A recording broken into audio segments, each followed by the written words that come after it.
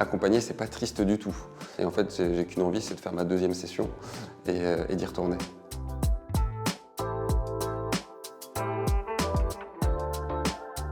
Passé la trentaine, j'ai commencé à me poser des questions sur le sens de mon existence. Et je me suis dit un jour qu'en fait le sens de la vie, ça va être le sens que je vais lui donner. Et j'ai trouvé ça dans l'association Être là.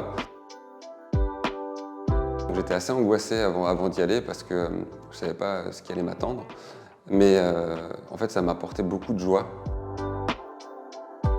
C'est l'inverse de la tristesse. C'était genre juste voir les éclats de rire de la personne qui était en face de moi. Ça m'a fait ma journée, quoi. Je suis rentré chez moi et en fait, j'étais tout sauf triste. J'étais juste heureux.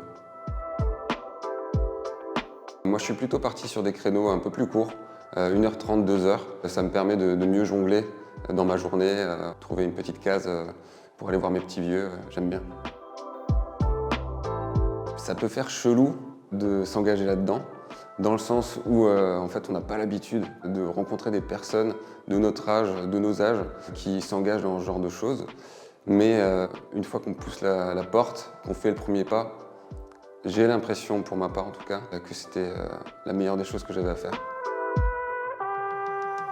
En fait, on nous apprend les bases dans cette formation, donc les bases déjà d'interaction avec les personnes qui sont en face de nous. On apprend aussi un peu plus sur la psychologie des personnes mourantes. C'était essentiel.